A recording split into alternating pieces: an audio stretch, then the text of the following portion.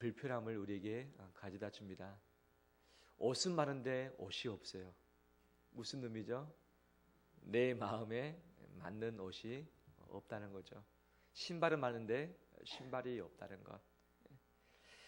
쓸 때는 많은데 돈이 없을 때 참 힘들죠.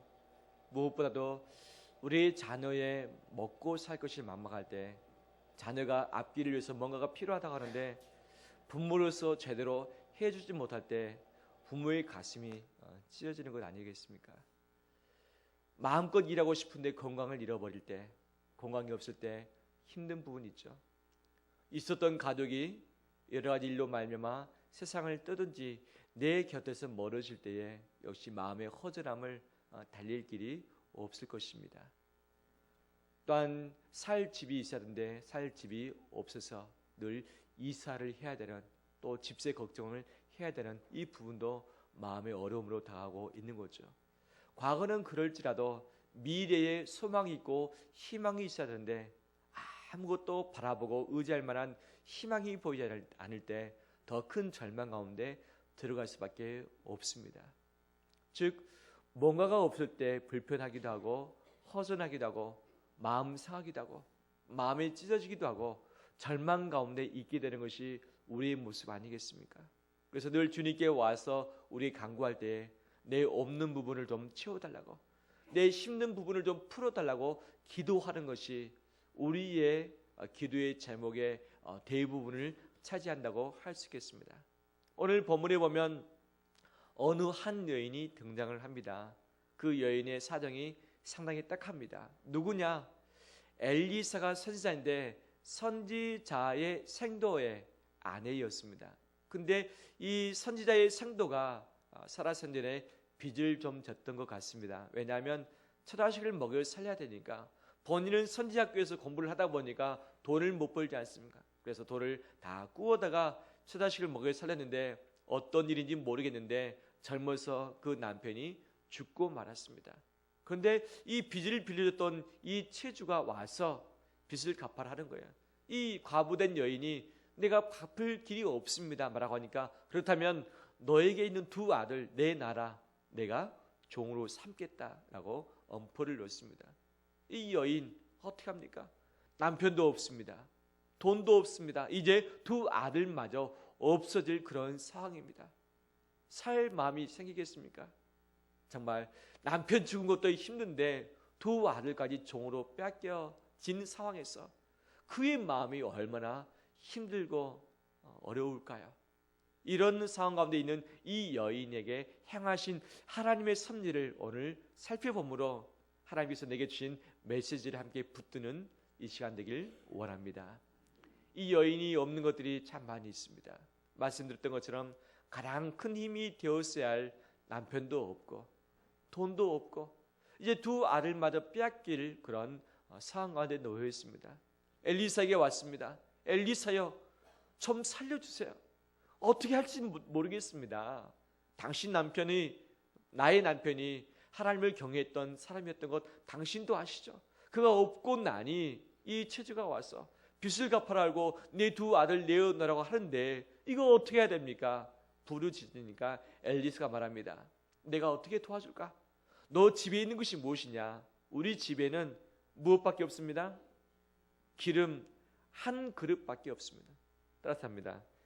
기름 한 그릇 외에는 아무것도 없나이다. 이 과부된 여인이 이렇게 말하는 것은 긍정적입니까? 부정적입니까? 그렇죠. 이것 가지고 무엇을 하겠습니까? 이 빚을 갚지도 못하고 두 아들을 살려내지도 못하고 내가 이것 가지고 어떻게 살겠습니까? 라고 막막한 자기 자신의 사정을 하소연하듯이 기름 한 그릇밖에는 아무것도 없나이다 라고 이야기를 합니다. 바로 이때 엘리사가 하는 말이, 그 기름이 있느냐? 됐다. 그것 가지고 시작을 해보자. 이웃에게 가서 그릇을 빌리되 조금 빌리지 말고 모든 그릇 다 빌려와라. 다 빌려왔습니다. 문을 닫고 들어가서 그 그릇에 기름을 부어봐라. 부었습니다. 어떻게 합니까? 다 그릇에 찼습니다. 이제 더 이상 그릇이 없을 때까지 기름이 차버린 거죠. 엘리사에게 또 왔습니다. 어떻게 할까요? 이 기름을 팔아다가 빚을 다 갚고 그 다음에 두 아들과 함께 생활하라라고 하면서 이 모든 사건이 종료가 되었습니다. 할렐루야. 이 과부된 여인, 인생의 밑바닥의 삶을 살면서 고통 가운데 있습니다. 근데 이 여인이 주목하고 있는 것은 무엇이냐? 기름 한 그릇 외에는 아무것도 없다는 것에 주목을 하고 있습니다. 기름 한 그릇 외에는 아무것도 없습니다. 바로 이것에 붙들려서 이러지도 못하고 저러지도 못하고 인생 포기할 수도 없고 두 아들 때문에 살아야 되겠는데 두 아들까지 뺏긴다면 정말 살 소망이 없어질 이 여인이었습니다. 하지만 엘리사는 무엇에 중점 두는가?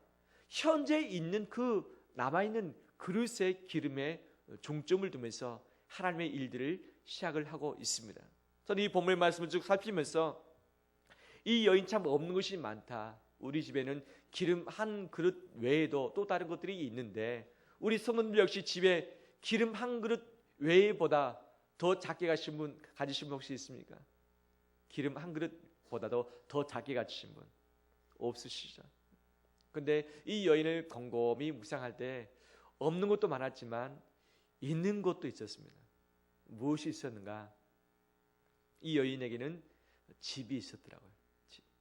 두 아들은 뺏길 그런 상황은 됐지만 집은 있더라고요. 살고 있는 집, 그 집이 월세인지 전세인지 자기 집인지 나오지 않았지만 시대적으로 본다면 희년 제도가 제대로 지켜졌다면 아마 자기 집이었을 가능성이 커 보이긴 합니다. 집이 있었습니다. 또 무엇이 있었죠?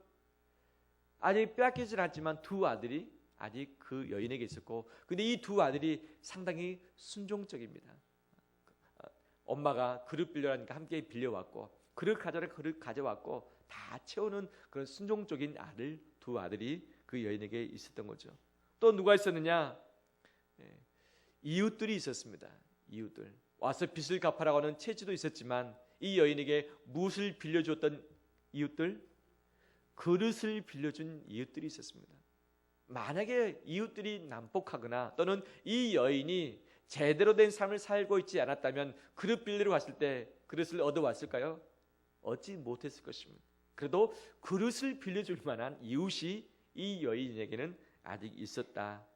뿐만 아니라 이 남편은 죽어버렸지만 이 죽어버린 남편의 자리를 도와줄 만한 한 분이 있었습니다. 그는 남편의 스승이었던 누구입니까? 엘리사였습니다. 자기 자신의 이 한탄스러운 것을 하소연할 만한 바로 스승이 남겨져 있었다는 것, 이것이 이 여인에게는 또 다른 하나의 소망이 되었었던 거죠. 뿐만 아니라 이 여인에게 있었던 것이 무엇이냐? 빚이 있었습니다. 할렐루야. 빚은 있는 것이 좋습니까? 없는 것이 좋습니까? 그렇죠. 우리나라의 은행 이자가 낮아지다 보니까 대출하는 규모가 상당히 많아져 가지고 나중에 이 나라의 큰 위기로 다가오지 않겠는가라고 하는 염려스러운 이야기도 우리 가운데 있죠. 실제 빚 없는 가정이 거의 없을 정도이고 인당 빚이 500만 원 이상이 된 것이 우리나라 지금 사정 아니겠습니까? 또는 교회들 중에 규모 있는 교회들 중에 빚 없는 교회가 없는 시대가 지금 이 시대 아니겠습니까? 근데 이 여인에게는 빚이 있었습니다. 빚이 있었습니다. 그것도 있는 것 중에 하나죠. 맞죠? 근데 이 빚은 이 여인을 발목 잡은 부분이었고 두 아들을 뺏길 수밖에 없는 상황이었지만 도리어 이 빚으로부터 무엇이 시작되느냐? 하나님의 기적이 시작됐습니다. 이 빚이 없었다면 그릇에 기름을 다 담을 만한 그 기적이 있었을까요? 없었을까요? 없었죠. 빚이 이 여인의 고달픔이었고 이 여인의 모든 목을 죄고 있는 그런 어려움의 방편이었지만 이 빚은 하나님의 기적이 시작되는 시발점이었다는 사실입니다. 할렐루야. 하나님은 없어야 할 것이 우리 가운데 있는 그것을 가지고서도 새 일을 행하실 수 있는 분이셨습니다. 이 빚 때문에 엘리사를 찾아갔고 이 빚 때문에 엘리사가 이에게 하나님의 능력의 기적을 보여주었고 이 빚 때문에 두 아들을 건졌고 이 빚 때문에 남은 생활도 살 수 있는 생활비도 다 마련한 것 아니었겠습니까? 우리는 내게 있는 고통을 다 떼버리려고 하고 내게 있는 풀려지지 않는 문제, 아무리 애를 써도 풀려지지 않는 집안의 문제들이 분명 다 있는 것 아니겠습니까? 우린 그것 때문에 힘들고 그것 때문에 지치고 그것 때문에 실족하게 되지만 하나님의 능력은 나의 어려운 문제, 내가 도저히 풀 수 없는 그 문제로부터 시작된다는 사실입니다. 할렐루야. 바울은 말합니다. 예수 그리스도의 능력이 어디서부터 시작되느냐? 나의 약함부터 시작한다. 그래서 나는 이 약함을 자랑한다. 예수 그리스도의 능력이 내 약함을 통해서 내게 오기 때문이다 라고 분명히 고백을 하고 있습니다. 우리의 약함이 있습니다. 우리 집안에 풀지 못할 그런 부분들이 분명히 있습니다. 하지만 하나님의 능력은 그 풀지 못할 그 통로를 통해서 임한다는 사실을 기억하길 원합니다. 우리 교회에 없는 것도 많이 있습니다. 하지만 없는 것 그 자체에서부터 하나님의 능력이 시작됨을 믿습니다. 내게 없는 것 때문에 힘들고 지치고 그것 때문에 실망하기보다는 그 없는 것 때문에 하나님이 나를 조금 더 살펴주시고 없는 것 때문에 내게 오신 것이고 그 없는 것 때문에 내게 역사하십니다. 역사하십니다. 없는 것을 가지고 너무 힘들하기보다는 그것을 가지고 저 앞에 나가는 우리 되시기를 축원합니다. 뿐만 아니라 이 여인에게 무엇이 있었는가? 남편은 죽고 없었지만 이 남편의 행적이 여인에게 남아 있었습니다. 이 남편을 엘리사에게 소개를 할 때 뭐라고 소개를 하느냐? 당신의 종이 여호와를 경외한 줄을 당신이 아시는 바입니다. 남편은 어떤 사람이냐? 한마디로 당신의 종이었고 그 다음에 여호와를 경외했던 사람이었다라고 소개를 하고 있습니다. 남편은 죽고 없습니다. 하지만 이 남편의 행적, 여호와를 경외했던 과거의 역사는 남아 있었습니다. 여인이 엘리사에 가서 간청할 때에 어떤 것을 가지고 외치는가?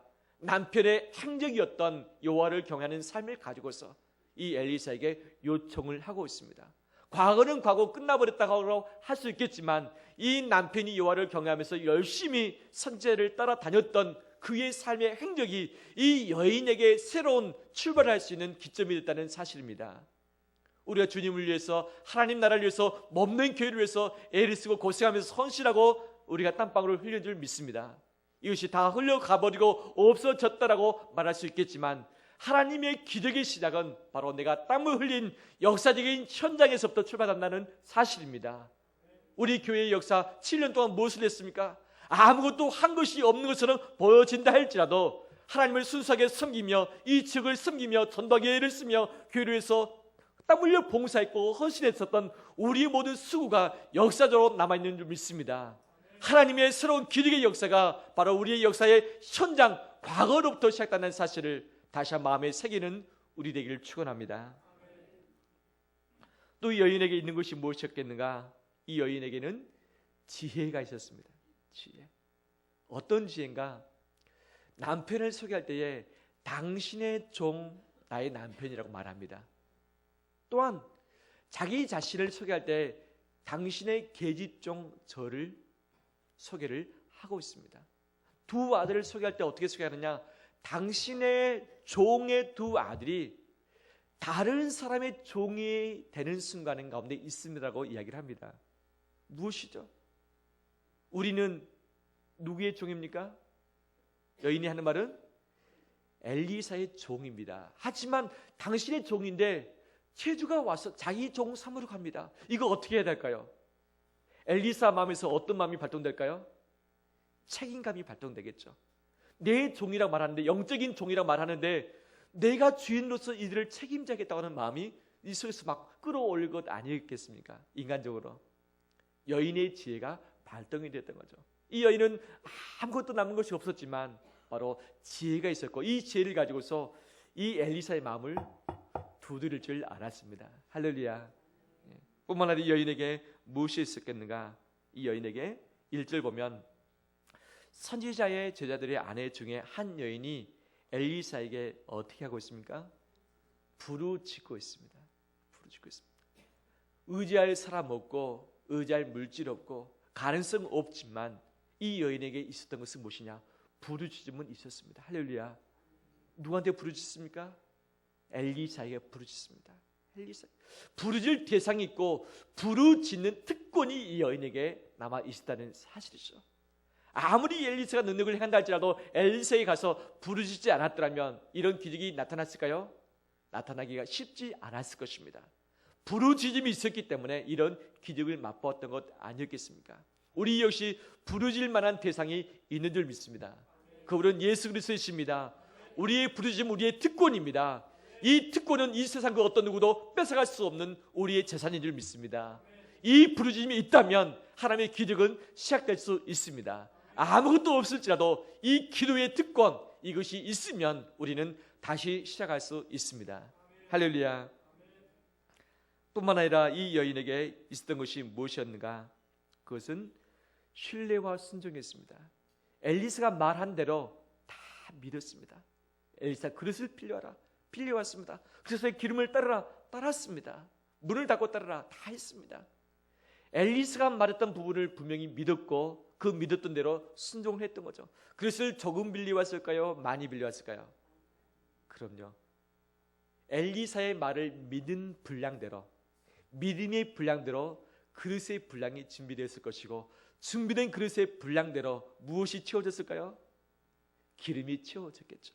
즉 믿음의 분량은 순종의 분량을 결정하고, 순종의 분량은 이 기름의 분량을 결정했습니다. 할렐루야.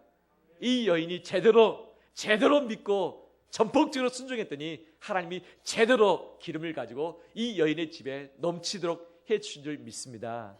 할렐루야. 우리에게는 이것저것 다 없을지라도 믿음이 있는 줄 믿습니다. 이 믿음에 대한 순종을 하기만 하면 이 순종의 현장 가운데 하나님의 은혜로, 복으로 채우실 줄 믿습니다. 누가 복을 받고 누가 은혜를 받습니까? 순종하는 자에게 주신 줄 믿습니다. 하지만 이 순종은 믿은 자에게만 가능성이 있습니다. 믿지 않고서는 순종이 안 됩니다. 내 머리를 이해되고 나서, 내가 다 계산해보고 나서 내가 오케이 하면 나가는 것, 이것은 온전한 순종이라 할 수 없습니다. 도저히 내 머리를 이해도 안 되고 계산도 안 되고 도저히 가능성이 없을 것 같은 그 부분을 오직 말씀 의지하고 순종하면 순종하는 현장에 하나님의 기적을 맛보게 될 줄 믿습니다. 할렐루야. 또 이 여인에게 있었던 것이 무엇이었는가? 비어있는 방이었습니다. 비어있는 방. 자기 아들들이 종으로 끌려가는 마당에 집안의 세간이 저 풍성하게 남아있었을까요? 이것저것 팔아가지고 세간이 거의 없어졌을까요? 그렇죠. 먹을 것도 없는데 값진 그런 보석함들이 집에 있었을까요? 집에 값진 가구들이 남아있었을까요? 당장 먹을 것도 없고 두 아들이 종된 마당에 자기 집안에 아무것도 남겨져 있는 것이 없지 않았었는가 추측을 할 수 있습니다. 그런데 이것이 참 다행이라고 생각됩니다. 왜냐? 집안에, 방 안에 이것저것 세간살이가 가득했었다면, 그릇은 몽땅 빌려왔는데 그릇에 기름을 부어가지고 방 안에 채울 만한 공간이 커질까요? 작아졌을까요? 작아졌겠죠. 집안에 세간살이가 많이 있었다면 기름을 가지고 그릇에 부어서 이 그릇을 채워드는 공간이 상대적으로 작아질 수밖에 없다는 거죠. 이 여인에게 무엇이 있었느냐? 빈 공간에 방이 있었습니다. 할렐루야. 빈 공간에 방. 아무것도 없는, 제가 그냥 기대를 하는 겁니다. 아무것도 없을 것 같은 그 빈 공간이 있었는데 이 기름의 분량이 어느 분량까지 채워졌느냐? 방에 비워진 공간만큼 기름은 채워진 줄 믿습니다. 아무리 기름이 많이 있다 할지라도 이 방에 공간이 없으면 기름은 채워지지 못합니다. 여인에게 무엇이 있었느냐? 집안에 아무것도 없는 빈 공간의 방이 그녀에게 있었습니다. 할렐루야.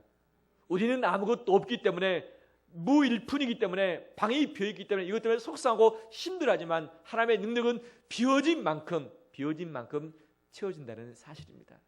할렐루야. 이렇게 찾아서 보니까 여인에게 있는 것이 참 많이 있잖아요. 무엇을 의미하는가? 우리는 너무나도 없는 것에 초점을 두고 있습니다.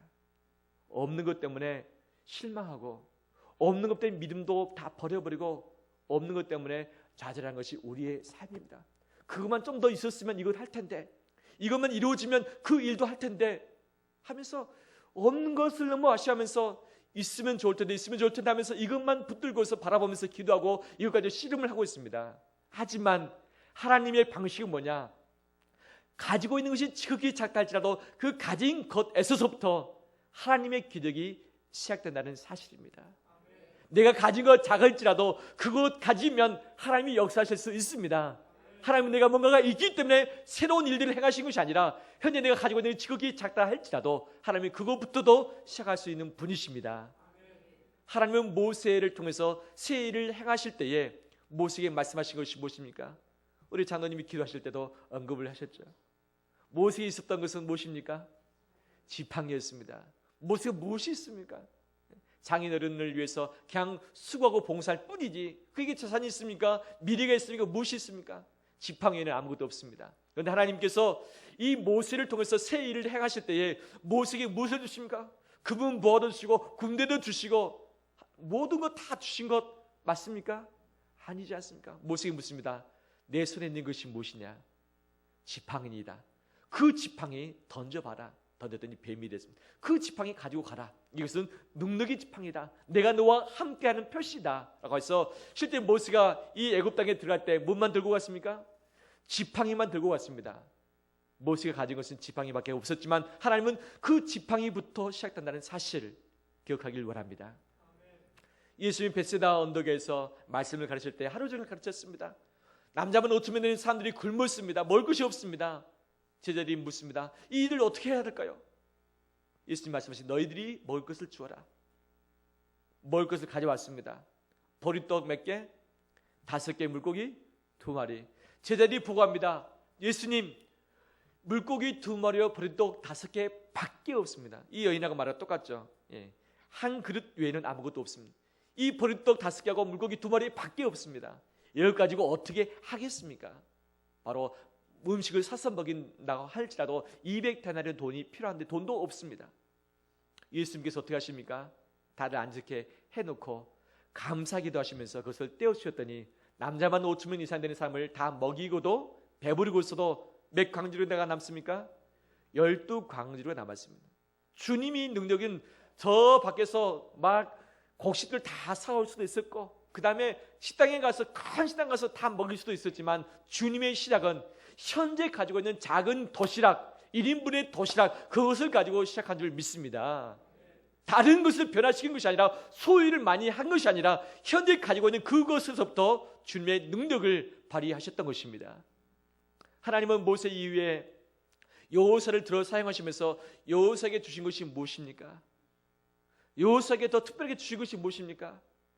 모세는 능력의 지팡이라도 주셨지만 여호사에게는 주신 것이 아무것도 없습니다. 그에게 이루어질 것이 없습니다. 단 한 가지 주셨습니다. 무엇입니까? 너는 그렇죠. 말씀을 주야로 묵상하고 그것을 다 지켜 행하라. 그러면 내가 어디로 가든지 평탄하게 될 것이고 무슨 일을 하든지 형통하게 되리라. 할렐루야. 하나님 주신 말씀은 모세가 마지막 요단강을 건너기 전에 그들에게 설교했던 말씀, 바로 십계명을 읊었던 그 말씀에는 아무것도 없었습니다. 여호수아가 가진 그 한 가지 말씀 가지고 들어가라. 말씀 가지고 하나님이 다른 것을 더 주지 않았습니다. 현재 가지고 있는 그것으로부터 하나님의 기적들을 시작하셨습니다. 우리 역시 새로운 것을 달라고 기도하기보다 현재 내가 가지고 있는 그것에 집중하길 원합니다. 더 큰 것을 얻으면 내가 죄를 하겠습니다가 아니라 현재 가지고 있는 그것을 가지고 죄를 시작하면 하나님의 기적이 발동되게 되는 줄 믿습니다. 할렐루야. 우리의 기도 제목을 바꾸길 원합니다. 내가 없는 것에 내 마음 다 뺏기면서 우울함 가운데 좌절 가운데 있기보다는 현재 있는 것 가지고 감사하고 현재 있는 것부터 출발해 보길 원합니다. 하나님이 함께 하시고 부으실 것이고 넘치도록 해주실 줄 믿습니다. 할렐루야. 한 가지 더 살피길 원합니다. 무엇인가? 이 여인의 기름의 양은 무슨 양과 비례했습니까? 그릇의 양과 비례했죠. 이 그릇의 양은 믿음의 분량과 상통했습니다. 이 여인이 그릇을 빌린 만큼 기름이 쏟아 부어졌던 거죠. 우리가 주님을 기대한다면 무엇을 준비해야 되겠습니까?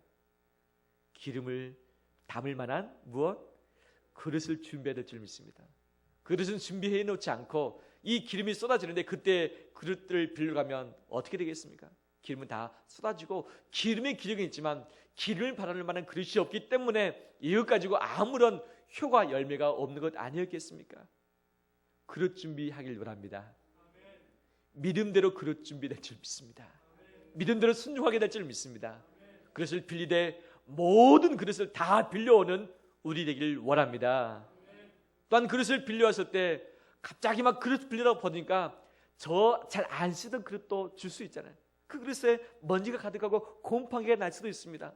그 여인이 그 그릇 어떻게 했을까요? 그들 그 위에다 기름 따랐을까요? 어떻게 하고 나서 따랐을까요? 깨끗하게 하고 나타났겠죠. 곰팡이 나고 냄새나는 그 그릇에 기름 따라봐야 그 기름의 가치가 살아있습니까? 기름도 버리고 다 못 쓰는 것 아니었겠습니까? 이 여인이 그릇을 준비하되 그 그릇은 깨끗한 그릇이었습니다. 깨끗한 그릇.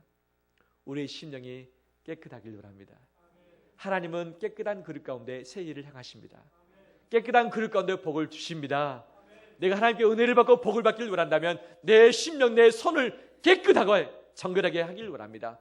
죄를 털어버리길 원합니다. 욕심 털어버리길 원합니다. 깨끗한 자에게 주시는 그 은혜가 큰 줄 믿습니다. 뿐만 아니라 그릇 이것저것 혹시 다 담겨졌다면 하나님의 것을 채우길 원한다면 담겨진 부분을 비워내야 될 줄 믿습니다. 이 여인의 방이 비어 있을수록 비어 있는 공간만큼 하나님의 기름이 부어졌던 것처럼 내 그릇에 뭔가를 채우려 한다면 내 그릇에 담겨져 있는 것을 비워내야 될 줄 믿습니다. 우리의 마음에 우리의 손에 몽땅 이것저것 다 채워졌는데도 불구하고 또 채워달라고 하는 것, 하나님이 채워주고 싶어도 바를 손이 없는데 어떻게 합니까? 현재 있는 것을 비워버리고 더 크게 만들 때 하나님이 비워진 그 부분에 하나님의 것으로 채우실 줄 믿습니다. 우리 욕심을 비워내길 원합니다. 내가 움켜쥐고 있는 그 부분을 내려놓길 원합니다. 그럴 때 하늘에 신령한 것이 내 손 가운데, 우리 마음 가운데, 인생 가운데 충만히 채워질 줄 믿습니다. 말씀을 마무리합니다. 우리의 없는 것 때문에 마음 상할 수도 있고 불편할 수도 있고 절망할 수도 있지만 이것 때문에 절망하지 않길 원합니다. 하나님은 없는 것에서부터 시작하십니다. 기름 한 그릇 외에는 아무것도 없었지만 하나님은 그것을 통해서 기적을 베풀어 주십니다. 그래서 있는 것 가지고 감사하고 있는 것부터 믿음으로 순종하며 나갈 때에 하나님 더 크신 것으로 우리 가운데 채우실 줄 믿습니다. 우리 교회 없는 것이 많이 있습니다. 하지만 있는 것도 많이 있습니다. 있는 것을 감사하면서 믿음으로 바라보고 나갈 때에 우리 준비된 그릇에 하나님의 것으로 귀하게 채우실 줄 믿습니다. 교회뿐만 아니라 우리 각 가정 가운데, 자녀의 학교 가운데, 직장의 사업장 가운데, 우리 인생 가운데 풍성하게 넘치는 역사가 있기를 주 이름으로 축원합니다. 기도하겠습니다.